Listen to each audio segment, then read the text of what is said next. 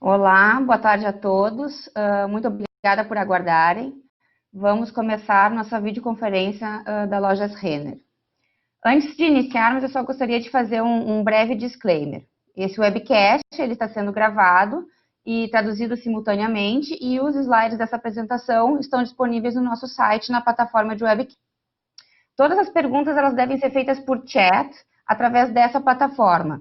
E qualquer questionamento que venha para jornalistas poderão ser direcionados para a nossa assessoria de imprensa pelo telefone 3165-9586. Antes de continuar, esclareço que eventuais declarações que possam ser feitas durante essa videoconferência, relativas a perspectivas de negócio, projeções e metas operacionais e financeiras, constituem-se em crenças e premissas da diretoria, bem como informações que estão atualmente disponíveis. Considerações futuras não são garantias de desempenho e elas envolvem riscos, incertezas e premissas, pois se referem a eventos futuros e, portanto, dependem de circunstâncias que podem ou não ocorrer. Investidores devem compreender que condições econômicas gerais, da indústria e outros fatores operacionais podem afetar os resultados futuros da empresa e conduzir os resultados que diferem, enfim, materialmente daqueles expressos nessas condições, nessas considerações que a gente faz. E agora, então, eu passo a palavra à Paula Piscinini, a nossa diretora de RI. Boa tarde a todos. Muito obrigada, Carla. A gente está aqui hoje, então, para comentar um pouco dos resultados do terceiro trimestre. Para vocês saberem, aqui virtualmente estamos todos juntos, o Fábio, nosso CEO, e o Álvaro Azevedo, nosso novo CFO. Ele vai se apresentar logo em seguida, vocês vão saber um pouquinho mais sobre ele. Mas antes de passar a palavra para o Fábio, eu acho que é importante nós comentarmos um pouco sobre o terceiro trimestre. Foi um trimestre que se caracterizou, como nós colocamos já no press release, pelo ponto de virada. Entendemos que talvez o mais difícil já tenha ficado para trás. No 3T a gente teve todo um processo de reabertura das lojas e, ao mesmo tempo, o nosso e-commerce ele continuou crescendo de uma forma muito acelerada. Então, acho que o que vale a gente comentar hoje aqui são 4 aspectos operacionais que marcaram a nossa performance, e aí eu sugiro passar direto para o slide número 3 da nossa apresentação, para a gente falar um pouquinho sobre vendas, primeiramente. No 3T, a gente teve, então, esse processo bastante gradual, com a reabertura das lojas acontecendo conforme as regras governamentais de cada uma das cidades, e tivemos ainda muitas restrições de funcionamento, de horários ou dias da semana, e até mesmo a questão de provadores fechados. No trimestre, nós vimos claramente 3 grupos de lojas com performances muito distintas. Um primeiro, formado pelas lojas de Norte e Nordeste, regiões, né, que a questão da pandemia começou antes, mas a flexibilização também chegou antes, e a gente vê que lá naqueles locais onde o fluxo já se normalizou, onde a vida já voltou mais ao normal, as nossas vendas elas estão inclusive superando as nossas previsões iniciais pré-Covid. Nós estamos superando o nosso orçamento. E aí nós temos um segundo grupo de lojas que fica mais central do país e que a flexibilização já está num estágio um pouco mais avançado, onde a gente vê também o fluxo se normalizando, e nesse grupo de lojas de meio do país, vamos dizer assim, as vendas já estão convergindo para o nosso orçamento. E aí nós temos um terceiro grupo de lojas, e o mais relevante, devido à concentração de rede de lojas que nós temos nessa unidade, nessa parcela do país, que engloba realmente os estados de Minas Gerais, São Paulo e Rio Grande do Sul, 3 estados do Sul, na verdade, onde a gente ainda teve muitas restrições ao longo do trimestre. Agora, mais recentemente, começamos a ter flexibilização, o fluxo está começando a voltar à normalidade, as pessoas começam a se sentir um pouco mais à vontade de circular nos shoppings. E aí, nesse grupo de lojas que a gente ainda não chegou nas nossas previsões iniciais, e, obviamente, pela representatividade que elas têm, elas acabam puxando a média da companhia. Mas tudo isso nos mostra que, na verdade, nós tivemos um julho e agosto mais restritivos, com de funcionamento, com período de liquidações mais estendido que o usual, mas em setembro, quando nós lançamos a coleção de primavera-verão, nós vimos uma receptividade muito boa dos nossos clientes, nos sinalizando que, apesar dessas grandes diferenças entre as regiões e ainda um processo de volta à normalidade, não houve nenhuma mudança mais estrutural no consumo ou no comportamento dos clientes.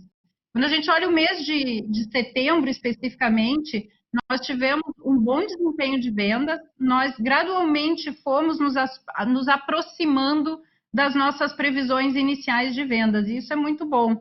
Quando a gente olha a contagem de sacolas, que na verdade é uma metodologia interna nossa para estimar ganhos de market share, nós tivemos ganhos em todas as semanas do mês de setembro, ao mesmo tempo que o e-commerce continuava crescendo a 3 dígitos. Para a gente é bastante encorajador isso, e olhando outubro e pensando já em quarto trimestre, nós vemos que essa tendência ela continuou em outubro. Então, a gente está otimista de que o quarto tri ele já pode voltar para patamares mais próximos da nossa normalidade e de um orçamento inicial que nós prevíamos antes de toda a questão da pandemia. Então, acho que aqui tem uma mensagem muito importante sobre retomada que eu gostaria de salientar. Indo para o slide 4, eu acho que outro ponto que merece destaque nesse TRI é a questão da margem bruta. Nós tivemos uma pressão, se compararmos a margem bruta deste terceiro trimestre de 20 com o terceiro trimestre de 19, mas ela foi já bastante menor do que as proporções que nós vimos no segundo trimestre. Nós vimos que, nesse período, que as nossas decisões comerciais, elas foram muito acertadas. Nós fizemos as remarcações na hora certa, com descontos apropriados para os momentos em que nós estávamos vivendo, e assim os nossos estoques, eles foram se reorganizando, se equilibrando. Hoje a gente tem um estoque muito bom, de qualidade boa, com coleção de primavera-verão para os nossos clientes. Então, nós vamos outubro, ainda ganhando share na contagem de sacolas e vendo a venda se destacar numa previsão diária que nós temos. Sobre o quarto trimestre, e aí já dando sequência ao que a gente observou até agora, nós acreditamos que vamos ter margens também quase que normalizadas. Ainda tem alguns itens para serem descontados, mas nós entendemos que as lojas elas estão com uma coleção boa, elas estão bem compostas e estamos preparados para o final do ano. Agora, passando para o slide 5, eu gostaria de comentar sobre o terceiro ponto que eu acho importante na questão da operação. Conforme as nossas vendas elas foram retornando para os nossos patamares históricos, as despesas operacionais também foram se normalizando, principalmente quando a gente pensa em aluguéis, que vão retornando aos padrões usuais, e a salários, que as jornadas reduzidas, as suspensões de contratos e todos os incentivos do governo começaram a ser cancelados dentro da nossa estrutura. Então, assim, o trimestre, ele realmente trouxe um desafio para a gente em relação às despesas. Nós tivemos que trabalhar bastante forte para controlar despesas, uma vez que as vendas não acompanhavam, né, a melhora de venda e a melhora de margem não acompanhava toda a recomposição dos principais custos. Mas eu acho que ainda assim é válido, porque a gente conseguiu ter uma redução do SG&A de 3,5%, e quando a gente olha as despesas gerais e administrativas, nós conseguimos ter uma queda de 10% nesse período. E aí, pensando já em quarto trimestre, eu acho que aqui também tem uma mensagem bastante importante, porque com todo o controle orçamentário que nós temos, entendemos que no quarto trimestre vai haver quase que o processo natural de reequilíbrio, de crescimento de vendas, estabilização de margens e ajuste e as despesas já ficando mais equilibradas com essa realidade, o que vai nos ajudar a voltar a ter um EBITDA, uma margem EBITDA em campo positivo. E o último comentário dos 4 pontos operacionais que eu queria mencionar no início é sobre a parte de crédito. Nós mantivemos, isso está no slide 6, nós mantivemos a qualidade das carteiras, nós tivemos a inadimplência absolutamente controlada no período. No entanto, nós tivemos uma situação bastante atípica em relação às receitas. As carteiras elas ficaram praticamente estáveis diante do fato de que nós tivemos um período, né, relativamente longo de lojas fechadas as vendas no private label não aconteceram como normalmente acontecem. E também no co-branded, a gente sabe que durante o período de isolamento social, o spending dos clientes diminuiu. Então, o terceiro trimestre, quando a gente pensa em receitas, a gente tem um efeito de carteiras praticamente estáveis, combinado com juros e isenções que nós oferecemos aos clientes para apoiá-los naquele momento mais severo da pandemia, né? Para vocês lembrarem, nós isentamos os juros de atraso enquanto as lojas estavam fechadas, nós reduzimos as taxas no rotativo, nas modalidades de financiamento, exatamente para poder auxiliar os nossos clientes nos seus financiamentos e na sua reorganização orçamentária diante da situação em que nos encontrávamos. E nós também aceleramos todo o processo de cobrança, sendo muito mais ativos nas renegociações e antecipações de pagamento, prevendo um cenário que ainda era bastante incerto em relação à inadimplência. Então, realmente, esse ponto de resultado de produtos financeiros, ele foi muito pontual, é algo que a gente entende que, pensando já no quarto trimestre, gradualmente a gente deve reestabelecer as receitas através de liberação de limites de crédito, através da própria recomposição das taxas e principalmente pela venda que volta a acontecer normalmente com as lojas abertas, né? Então, a gente tem acelerado toda a parte de vendas, organizado campanhas, incentivos para o uso dos cartões, que vai nos permitir um reequilíbrio da operação e dos resultados de produtos financeiros. Eu acho que esses são os pontos principais. Claramente foi uma evolução gradual dos trimestres, mas setembro já nos deu conforto em ver que as coisas continuam acontecendo da mesma forma, que outubro continua nessa tendência e que a gente está preparado para um quarto trimestre quase que a normalidade. Então, eu queria agradecer, agora eu vou passar a palavra ao Fábio e ele vai comentar um pouco com vocês sobre toda a transformação digital e tudo que estamos fazendo nesse sentido. Fábio, pode seguir, por favor? Claro, obrigado, Paula. Boa tarde a todos aí que estão nos ouvindo. Realmente, acho que, como a gente viu, o pior já passou, né? Como a Paula tem destacado, a gente tem uma boa visão para frente do quarto TRI e principalmente a operação de e-commerce, os nossos negócios digitais, que vem se destacando, né? Tanto mitigando alguns efeitos da pandemia nos trimestres que passaram, quanto é o que a gente entende também que vai sustentar muito da nossa venda para frente e que nos garante bons resultados, bom desempenho de projetos futuros, né? A gente segue animado com os resultados das nossas vendas digitais até aqui. Tenho convicção que a gente já está num novo patamar.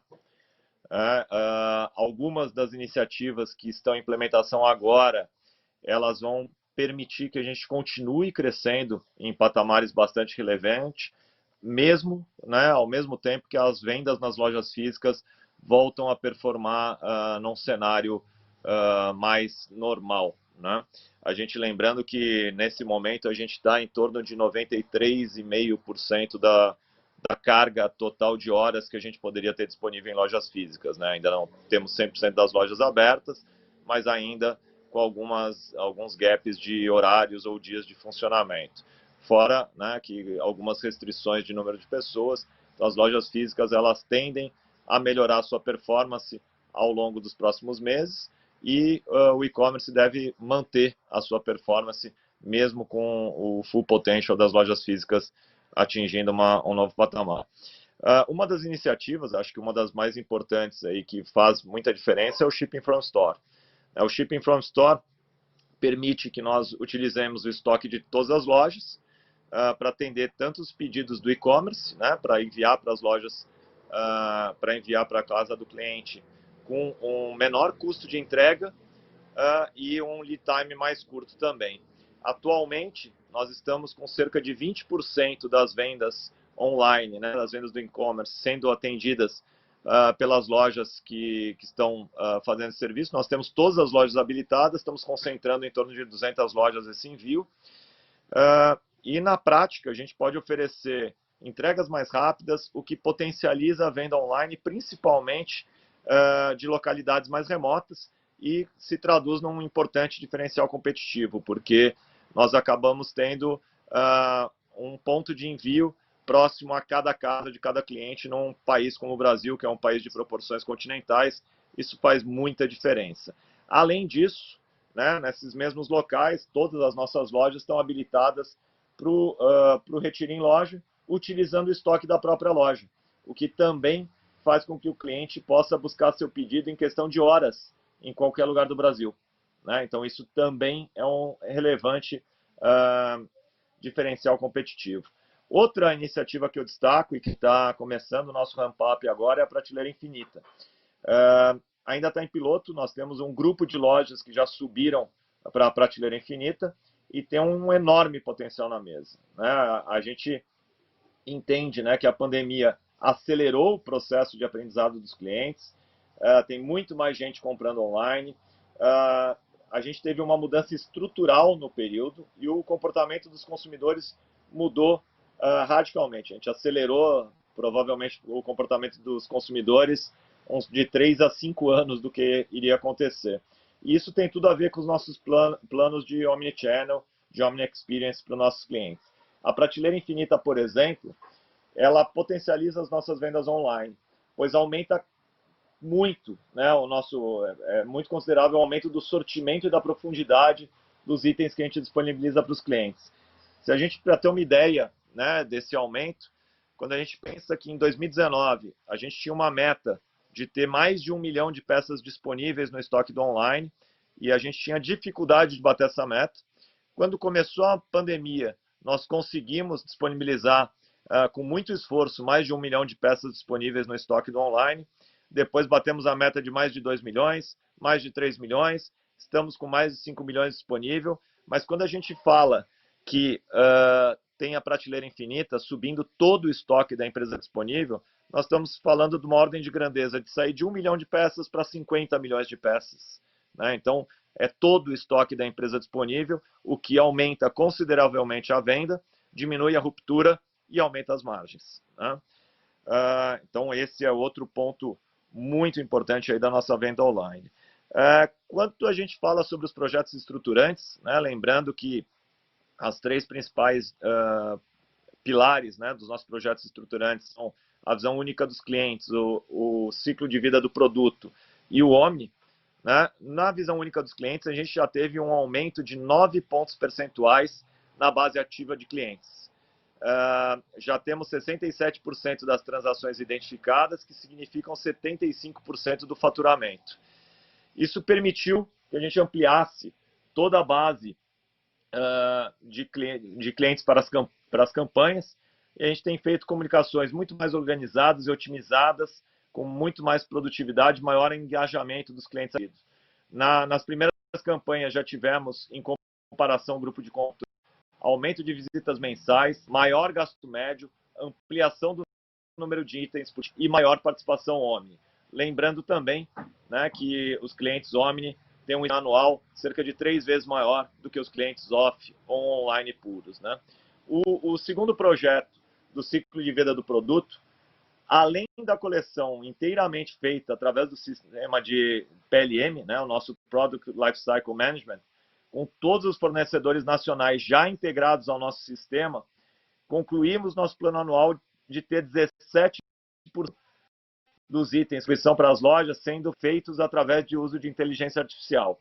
Essa era uma meta nossa para o final de dezembro, a gente já atingiu agora no final de setembro. E esses itens são distribuídos sem nenhuma interferência humana. Os algoritmos foram construídos pelo nosso time de cientistas de dados e continuamos fazendo também todas as predições de vendas com o uso de inteligência artificial. Agora, partimos para a mesma iniciativa na Yukon, onde já atingimos 5% dos itens alocados da mesma maneira, com inteligência artificial, e estamos começando os pilotos para Kamikado também. No projeto Omni, além das iniciativas que eu já citei, né, do Shipping from Store, da Prateleira Infinita, a gente também continua com todas as implementações que estavam em andamento. Um destaque é para as quebras de pedido através do nosso orquestrador, né, podendo o pedido vir de pontos diferentes de shipping, seja do CD do e-commerce, seja de uma loja, seja de 2 lojas. Isso é feito através de um orquestrador desenvolvidos 100% pelo nosso time, né? Então, já é também mais um diferencial que a gente entregou e começa até um ramp-up e um efeito cada vez melhor daqui para frente. Também as vendas finalizadas de forma móvel nas lojas, né? A digitalização das lojas, não é só o e-commerce, mas toda a digitalização das lojas.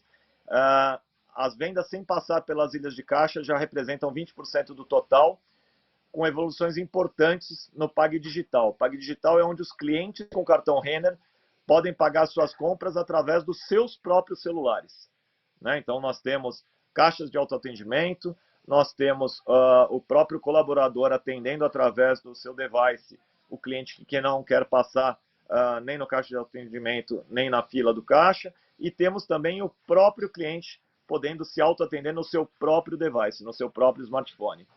Eu espero que em breve a gente possa apresentar a vocês novas iniciativas e outras melhorias que a gente já está planejando, trabalhando e implementando. Como vocês bem sabem, nós costumamos fazer primeiro para depois falar, então eu espero que muito breve a gente possa falar de mais algumas, e tenho certeza que isso vai nos colocar num novo patamar de operação, principalmente na parte digital. Na Realize, a gente também teve muitos feitos, muitas iniciativas que estão entrando em operação agora, como a conta digital e o Pix.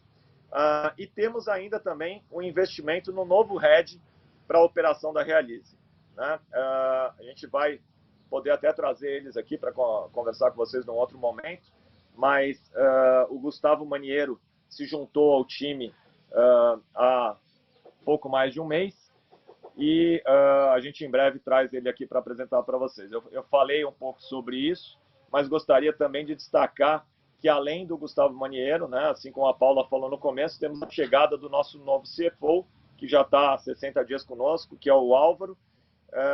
Eu vou deixar que o Álvaro se apresente, falar um pouco sobre o Gustavo, né, porque é uma importante mudança. Comentar aqui que essa é uma mudança muito importante, não só do expertise e da qualidade dos profissionais que a gente trouxe para trabalhar com a gente, mas também é uma mudança relevante na governança da empresa, né, com a separação das funções de CFO e de Head da Realize, o que traz uma governança melhor e também, né, um foco muito maior, tanto do CFO na sua função, quanto do Head de unidade de negócio da Realize, né, o diretor da Realize focado no crescimento da Realize. O Gustavo, né, para falar um pouco sobre ele tem muita experiência em financeiras, em operações digitais, fez a sua carreira em bancos e empresas de varejo e, mais recentemente, ele fundou uma startup de soluções de crédito para a cadeia logística. Ele se junta ao nosso time para seguir com a transformação da Realize e com planos que temos de alavancar esse negócio através de nossas marcas de varejo também. Quanto ao Álvaro, eu não vou falar dele, ele está por aqui com a gente, então vou deixar que ele se apresente. Então aproveito, passo a palavra aqui ao Álvaro. Álvaro, por favor.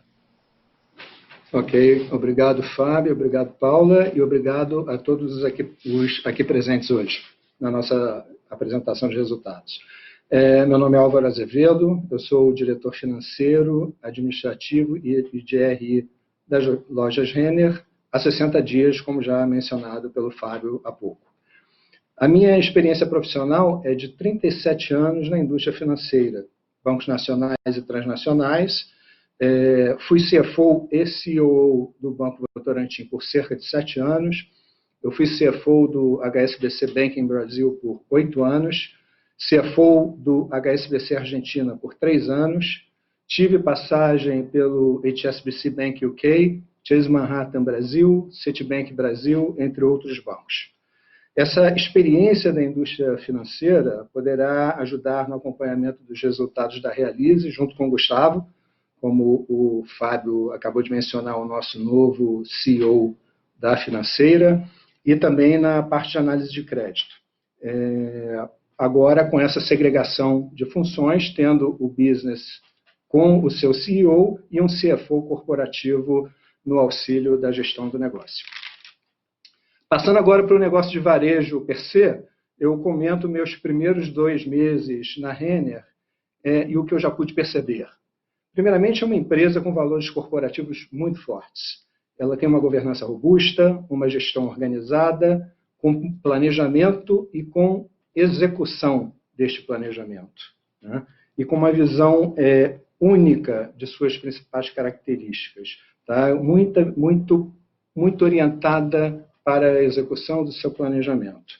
O time de administradores possui uma grande visão estratégica, uma grande visão sistêmica e uma grande visão operacional da empresa e do mercado per se, né? Isto traz...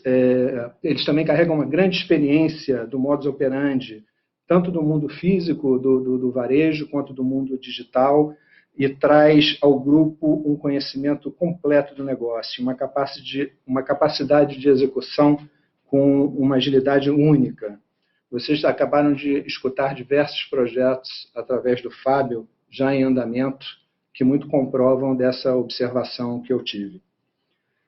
Falando um pouco do que pude observar sobre o momento de pandemia, todas as medidas adotadas diante deste momento fizeram muita diferença para o negócio. Tanto no cuidado com os colaboradores, como na atenção para com os clientes e para com nossos fornecedores. Foi um momento de grande aprendizado para o grupo. Ele agiu com velocidade e a companhia saiu fortalecida desse momento tão complexo pelo qual passamos, e com um fortalecimento muito grande de sua parceria com a sua rede com a sua cadeia produtiva, a sua rede de fornecedores. Do ponto de vista de capacidade financeira, eu vejo também muitas oportunidades. É uma empresa sólida, com uma visão de longo prazo e uma alta capacidade de execução, como eu já mencionei. Então, ela tem uma proposta de valor clara para os seus clientes. Ela tem diferenciais competitivos importantes, principalmente com relação à sua marca já muito consolidada. E tudo isso com uma forte geração de caixa e com uma baixa alavancagem.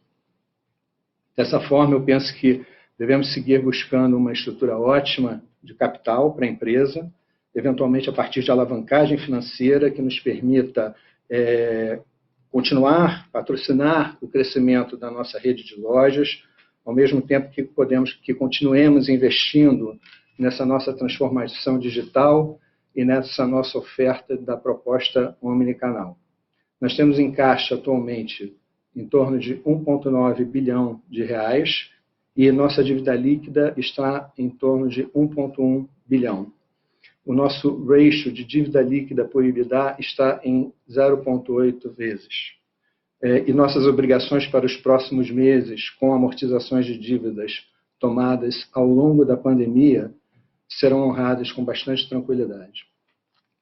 Tudo isso nos proporciona uma oportunidade de seguir confortáveis na busca de projetos e iniciativas que garantam retornos elevados e geração positiva de fluxo de caixa livre.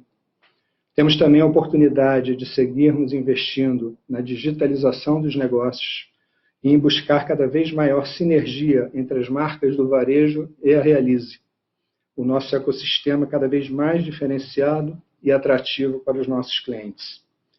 É através dessa jornada que eu pretendo contribuir para o contínuo crescimento da Renner. Então, agradeço a oportunidade, em breve nos encontraremos pessoalmente e ficamos agora disponíveis às suas perguntas. Muito obrigado.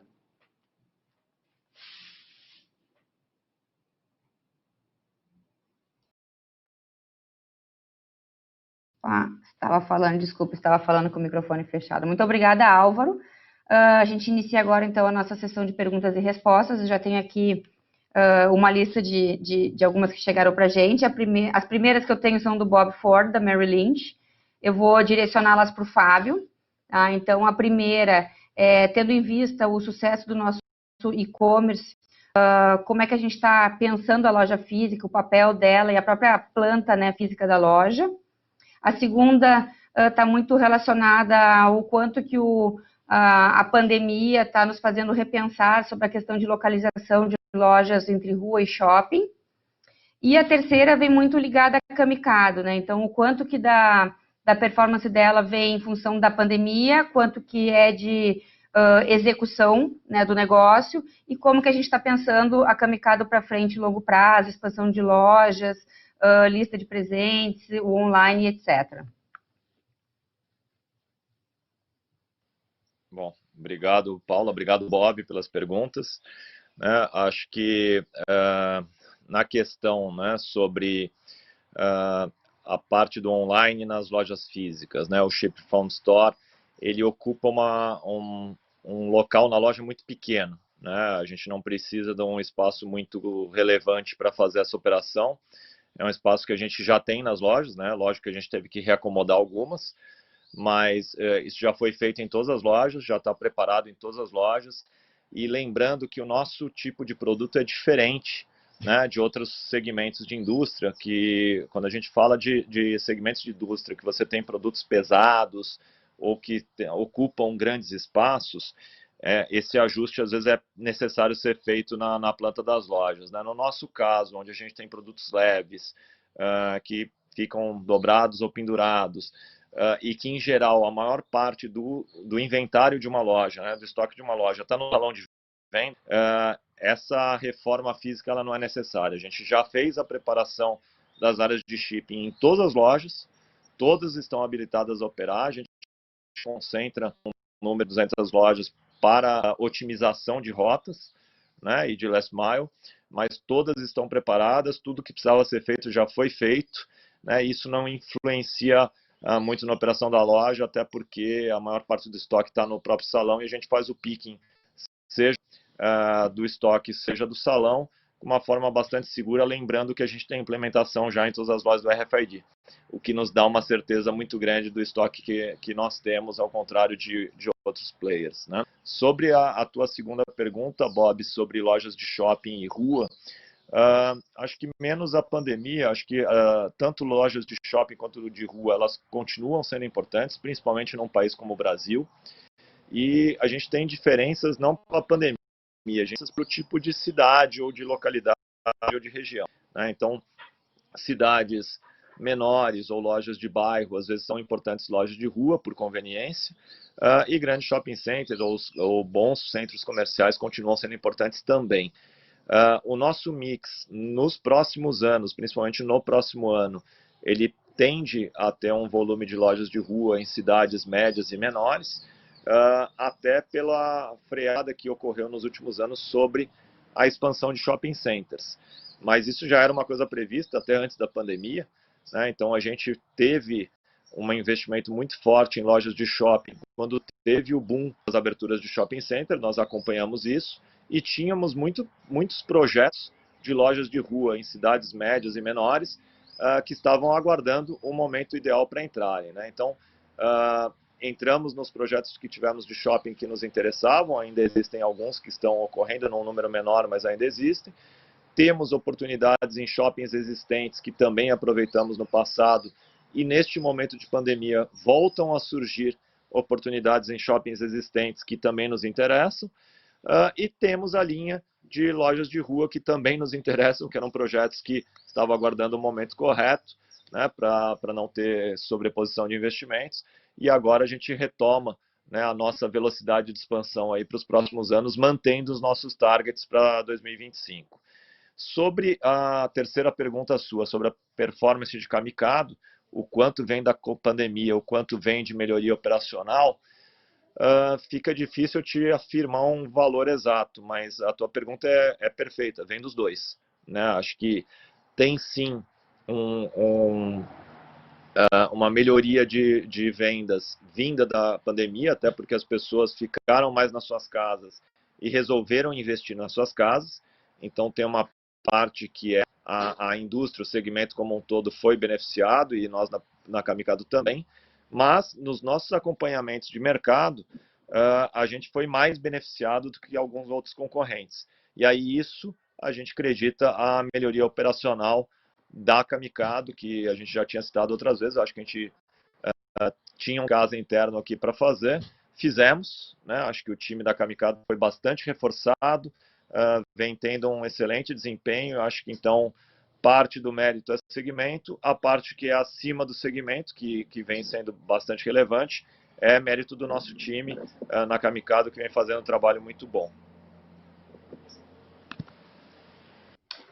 Obrigada. A próxima pergunta é do Thiago Macruz, do Itaú BBA, e ele traz o ponto de que nós sempre tivemos, né, na nossa trajetória, uma tendência muito maior de crescimento orgânico do que através de M&A, né, e ele comenta, então, que o mundo digital parece um pouco mais dinâmico do que essa trajetória até agora.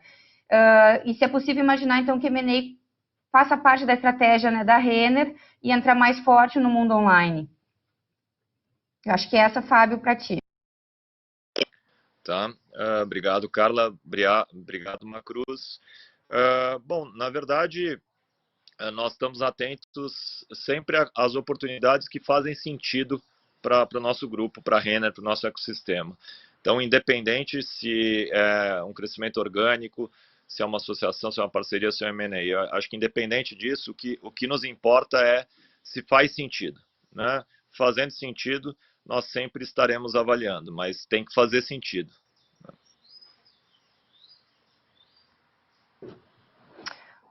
Obrigada. Agora eu tenho algumas perguntas aqui do Felipe Cassimiro, do HSBC. Né? Então, eu passaria as duas primeiras perguntas dele para a Paula. Tá? A primeira é um pouco da evolução mensal do same-store sales e principalmente como é que foi esse final do trimestre em setembro em diante. E como é que está as nossas perspectivas em relação à atividade promocional para novembro e dezembro, e ainda intenções de ficar com uma agressividade maior em preços, tá? E aí depois tem mais uma outra final, Paula, que eu te pediria para comentar, que eu acho que vai atender muitas das outras perguntas que também tem aqui na sequência, que é falar um pouquinho sobre a performance de produtos financeiros, né, como é que foi o desempenho de receita, enfim, nos diferentes produtos, e como que a gente vê isso para frente, né, retomando. Vamos lá, obrigada, Felipe. Bom, primeiro sobre same-store sales, né? Quando a gente vê o top line, a gente já veio para o campo positivo, em same-store sales ainda num levemente positivo, começando exatamente porque a gente teve essa granularidade, essa evolução ao longo do período. Então, setembro, uma contribuição ainda pequena de loja física, mais relevante de e-commerce, e olhando outubro, o que nós enxergamos é que sim, aí agora as lojas físicas mais perto da normalidade contribuem também positivamente. Então, é uma combinação de e-commerce e lojas físicas já bastante saudável, e o que nos encoraja a ver que o quarto trimestre ele está muito direcionado a uma normalidade. Então, eu acho que o ponto, quando a gente fala de same-store sales, até esse momento é o que eu posso comentar mais. Sobre atividade promocional, a gente teve isso com mais força, principalmente em julho, que é o período usual das liquidações. Estendemos esse período ainda durante agosto, lançamos as coleções de primavera-verão somente em setembro. E a partir de agora, eu acho que o que a gente vai fazer de remarcação é ainda um residual de produtos que estavam nas lojas, mas são produtos de qualidade, são produtos bons, enfim, que a gente deve seguir num processo muito tranquilo de escoamento. Então, o mais pesado realmente, os efeitos mais difíceis em margem bruta aconteceram já no segundo trimestre, terceiro trimestre numa proporção menor, e essa evolução vai continuar num quarto trimestre já mais próximo da normalidade realmente. E, por fim, sobre o produto financeiro, acho que, como eu comentei no início, o destaque é, sem dúvida, a inadimplência e a qualidade das carteiras. A gente foi bastante conservador lá no início do ano, quando tivemos as lojas fechadas, tomamos medidas, fizemos um provisionamento adicional, e o que nós vimos é que tudo foi, da parte de inadimplência, na verdade, tudo foi melhor do que nós inicialmente esperávamos. Isso nos dá a convicção de que a gente está bem seguro e bem preparado para o final do ano. Na parte das receitas, realmente foi uma situação atípica, mas facilmente explicada pelo fato que a gente teve lá em abril e maio lojas fechadas. Os clientes que estão habituados a comprar no cartão Renner tinham as lojas fechadas, não compraram como normalmente acontece, a venda não estava normal. Clientes do meu cartão que usam esse cartão também fora da Renner, num momento de isolamento social em que eles estavam estavam mais em casa, o spending diminuiu, então as carteiras não cresceram dentro da normalidade e, obviamente, que o efeito na receita vem agora no trimestre seguinte ao período da pandemia e dos fechamentos que nós tivemos lá no segundo trimestre.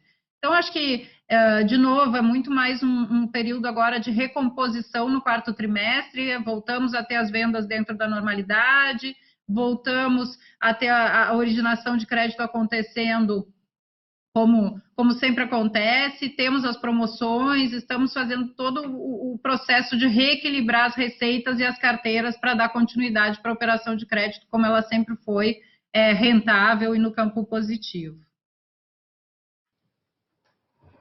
Obrigada.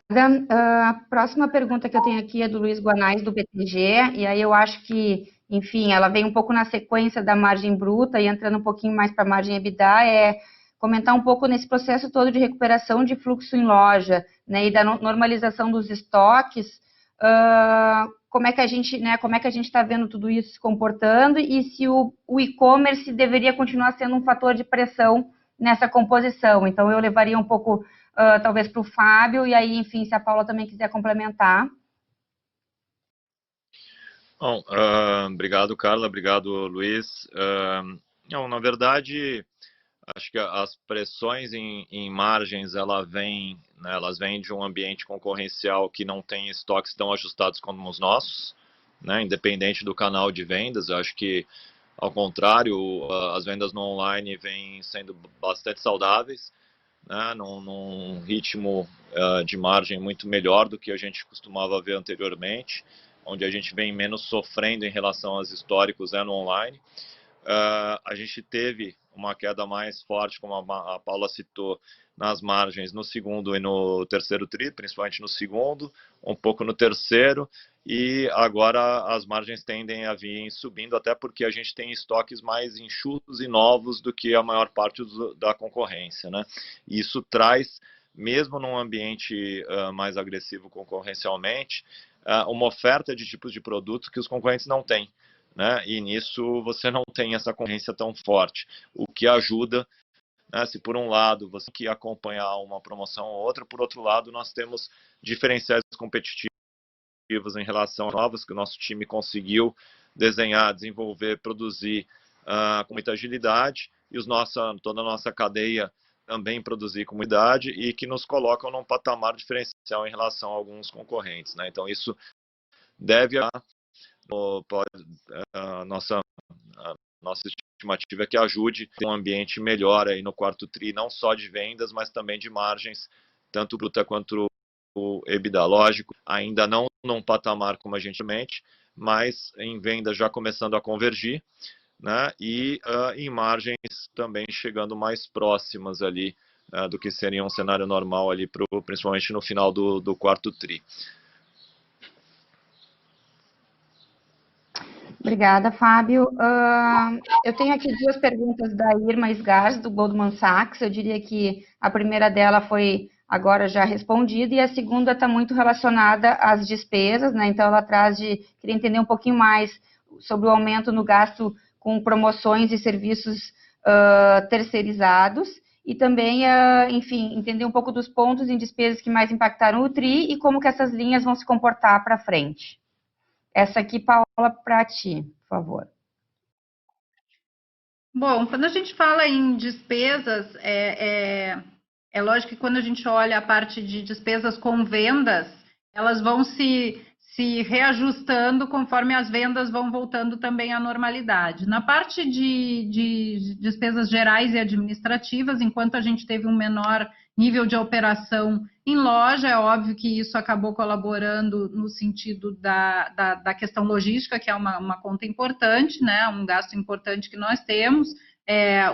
Tivemos também toda a questão dos benefícios do governo em relação às medidas provisórias para a redução de jornada, cancelamento e suspensão de contratos, e agora isso tudo vai se normalizando. Então, quando a gente olha para frente, acho que num prazo mais curto, devemos ter uma normalização disso tudo, aluguéis voltando ao normal, salários voltando ao normal, a operação, o fluxo, né, de produtos transacionados também voltando ao normal, e devemos ter uma recomposição. Junto com isso, e aí pensando um pouco mais médio e longo prazo, a gente retoma uma série de investimentos, projetos, toda essas iniciativas de digitalização, elas podem sim trazer algumas despesas adicionais para o nosso negócio, mas que não comprometem nossas margens e nossa rentabilidade. Elas fazem parte sim de uma grande transformação que a gente está vivendo.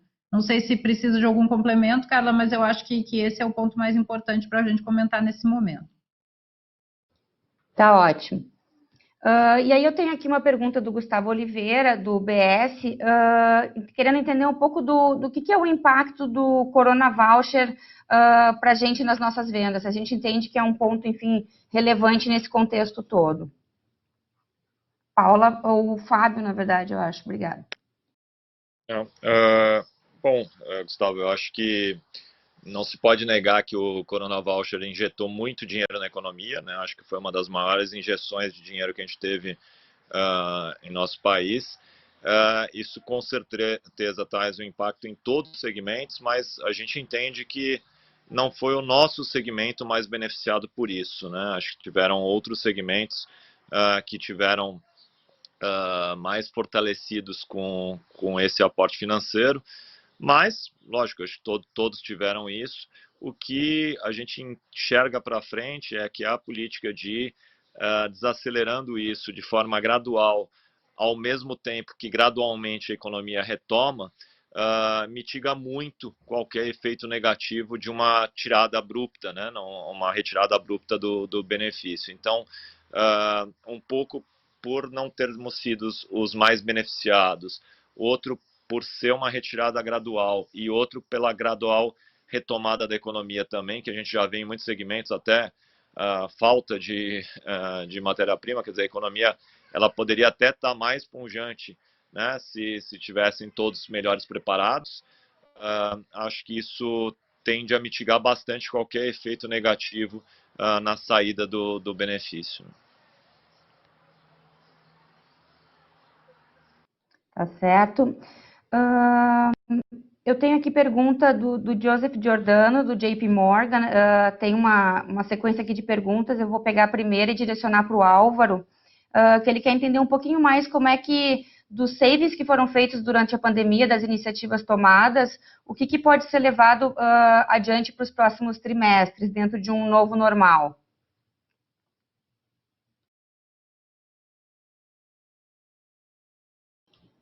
Obrigado pela pergunta.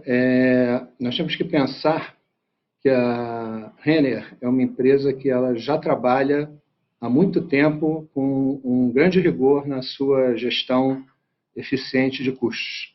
Então, nós já verificamos que todos esses savings que obtivemos ao longo dos últimos meses, principalmente observados em grupos de despesas de ocupação, despesas salariais, de uma forma geral, elas acabarão tendo vira curta, né? Ou seja, daqui para frente, a partir do momento em que as lojas começam a ter seu funcionamento normalizado, 100% normalizado, e que os acordos trabalhistas voltam também à sua normalidade, esse benefício tende a desaparecer.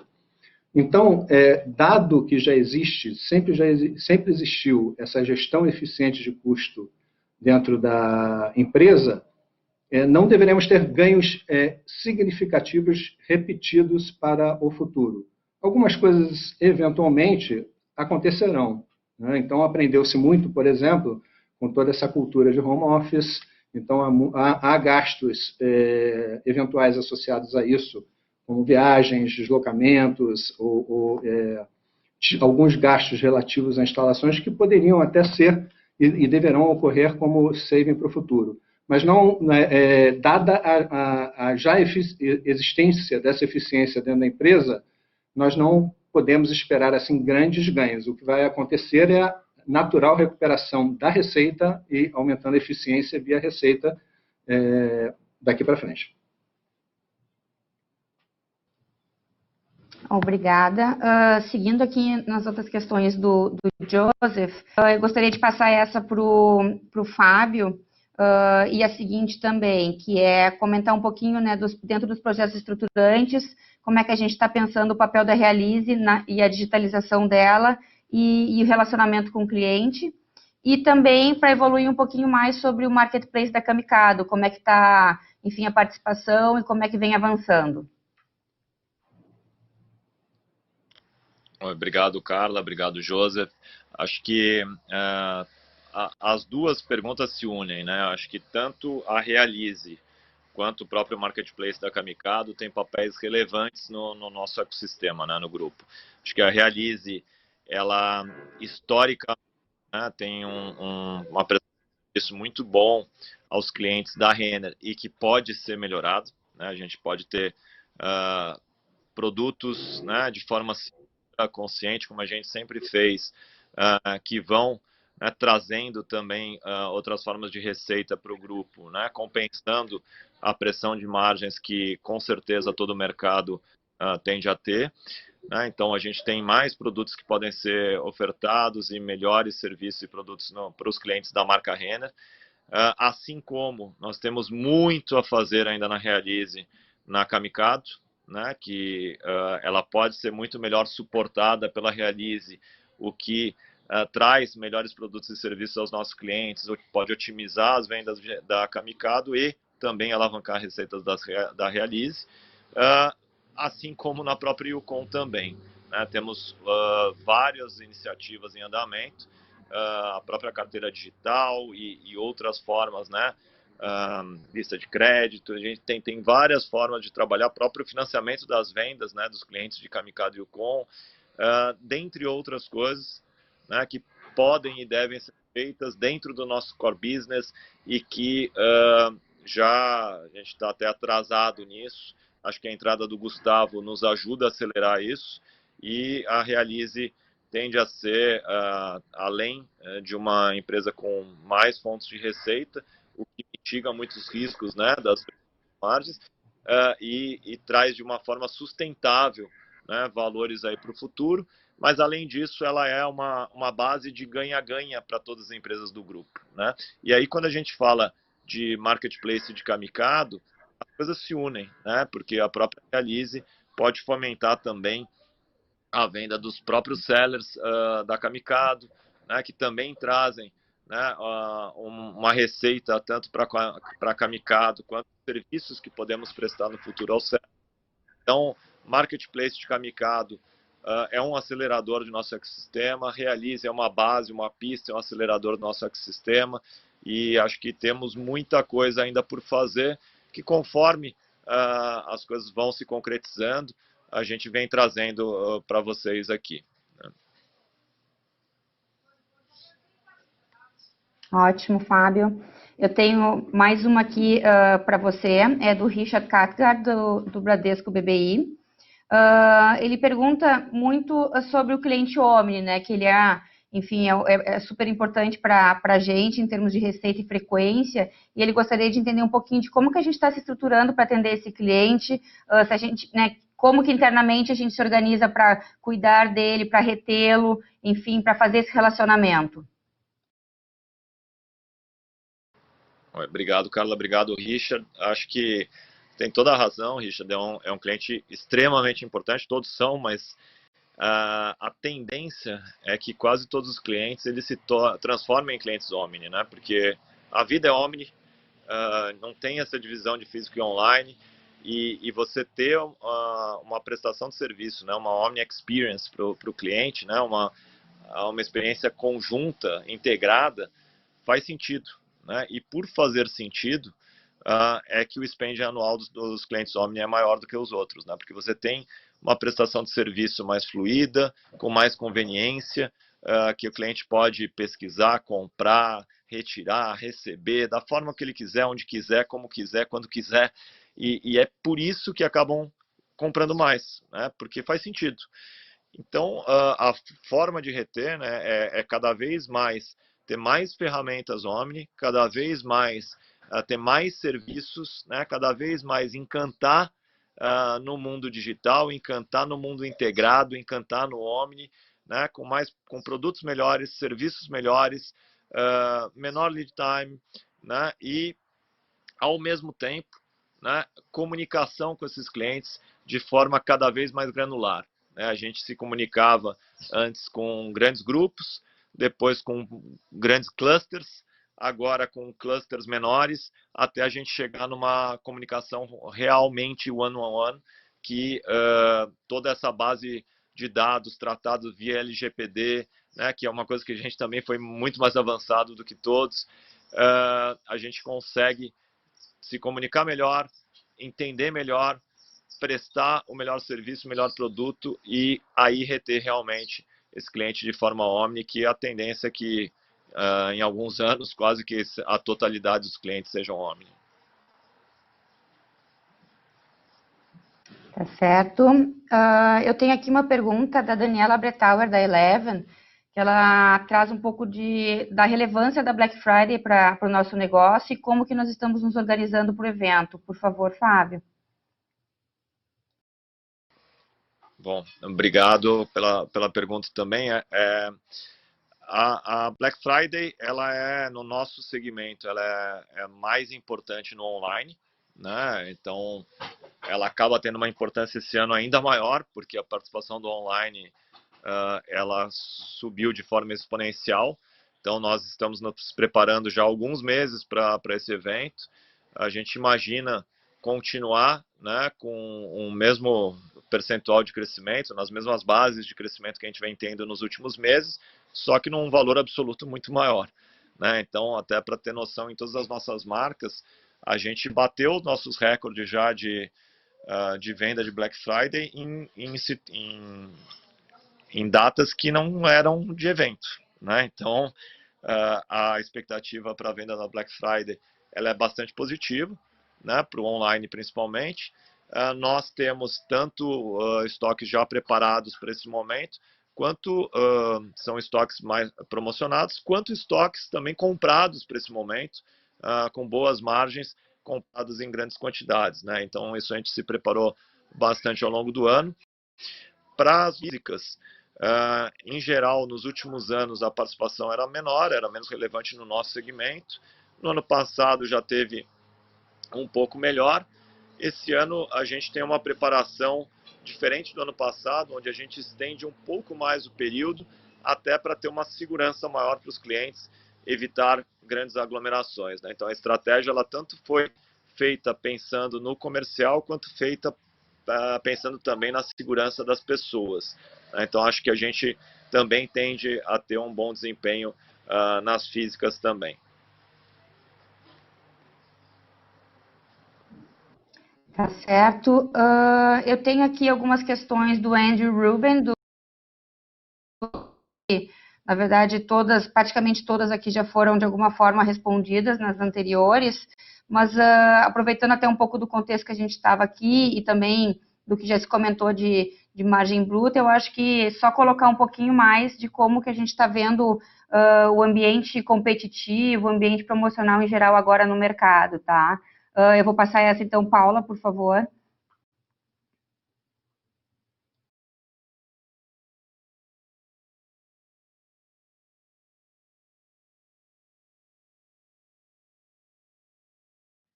Bom, se ela caiu, eu pego então, Carla, para não atrasar aqui. Acho que a gente vem tendo, vem vendo o ambiente competitivo já foi mais agressivo. Né? Acho que segundo tri, terceiro tri principalmente, ele foi mais agressivo. Ele já começa a vir para uma situação um pouco mais normal, lógico, um pouco mais competitivo do que em outros anos, mas não tão agressivo quanto foi principalmente no terceiro tri. A gente continua sendo o player do nosso segmento com a coleção mais renovada, o que nos ajuda bastante.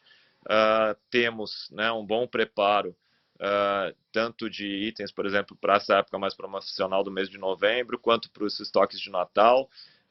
Sabemos que muitos concorrentes estão com dificuldades de tanto desovar ainda estoques antigos, quanto receber estoques novos.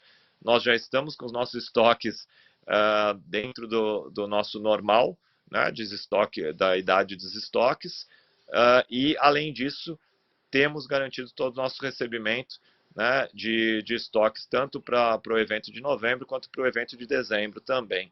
Então, dentro das nossas curvas de estimativas de venda, estamos bastante seguros com os nossos níveis de estoque, sem ter nenhuma sinalização até esse momento de ruptura dos estoques, o que nos conforta para a venda projetada futura, ao contrário de outros ali que acho que até pela ruptura tendem a ser um pouco menos agressivos comercialmente em alguns momentos. Obrigada, Fábio. Eu vou aqui já direcionando, enfim, para as últimas duas perguntas que eu tenho. São de duas pessoas diferentes, mas eu vou juntar.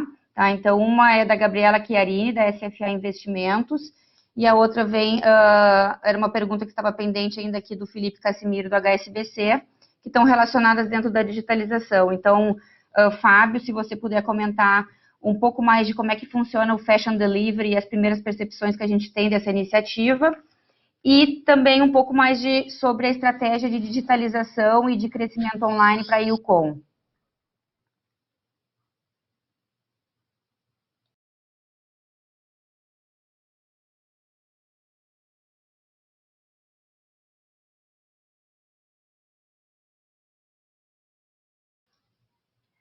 Bom, eu acredito que o Fábio tenha perdido ali a conexão, então eu vou pedir, Paula, se você puder entrar um pouco na resposta sobre a digitalização da Yukon e as iniciativas que a gente tem para ela, e também explicar um pouquinho do funcionamento do Fashion Delivery. Ok.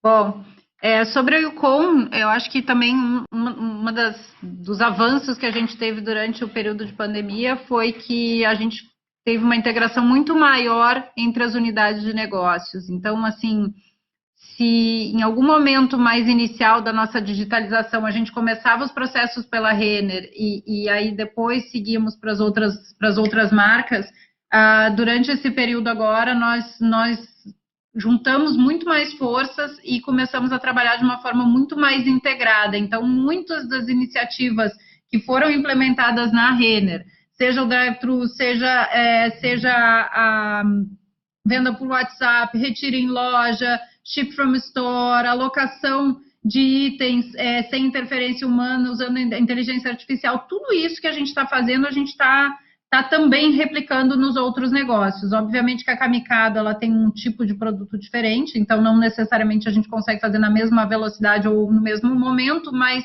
o que funciona para uma marca funciona para todas. A Yukon não é diferente. Inclusive, a gente está lançando o app da Yukon e já estamos com 6% dos itens sendo alocados por inteligência artificial, usando exatamente tudo que a gente tem visto, né, de positivo para a Renner. Eu acho que essa é um grande aprendizado que a gente tirou, que dá para fazer todas as marcas ao mesmo tempo, que uma acaba agregando a outra, o ensinamento de uma na outra é muito importante. Então, a Yukon tem tido evoluções bem relevantes nesse sentido. Sobre o Fashion Delivery, a gente tem selecionado, está ainda em piloto, a gente tem selecionado clientes onde nós oferecemos, né, produtos, exatamente como o Fábio falou, já entendendo o perfil do cliente, reconhecendo aquele cliente e mandando produtos para que ele possa fazer uma escolha mais apropriada dos itens que ele gostaria. Então, é realmente uma novidade, ainda em piloto, um potencial grande para frente, dito que a gente tem muitos clientes conhecidos e, principalmente, se a gente pensar sobre os clientes do cartão Renner, né, a gente está falando aí de pelo menos 12 milhões de clientes ativos na nossa base. Obrigada, Paula. Bom, com isso a gente encerra, então, a sessão de perguntas e respostas, né? A área de investidores da empresa fica totalmente à disposição para perguntas adicionais e eu passo, enfim, a palavra para o Fábio, para ele fazer as considerações finais dele aqui dessa videoconferência. Obrigada. Bom, obrigado, Carla, Paula, Álvaro, obrigado a todos que nos ouviram. A gente está bastante confiante aí na melhoria, né, nos próximos meses. É visto, né, que mesmo o terceiro TRI, como a Paula citou no começo, ele teve uma performance bastante diferente entre os meses do trimestre, né, uma melhoria muito grande aí nos últimos meses, o que vem se mostrando verdade aí para frente. Então, continuamos confiantes, como a gente vinha falando antes, que mês a mês a gente vai se aproximando cada vez mais de um cenário pré-pandemia, e nós, como empresa, aprendemos muito nessa pandemia, evoluímos muito, investimos muito, ganhamos produtividade, investimos no online e estamos muito mais preparados, né? Já estávamos preparados, estamos mais preparados ainda agora e num ambiente que tende a gradualmente melhorar. Então, temos uma confiança muito boa no final, principalmente do quarto TRI, e ao longo do ano de 21, 22, acho que a empresa e o time estão muito bem preparados para o que está por vir. Né? Obrigado, né? E estamos à disposição para qualquer pergunta adicional.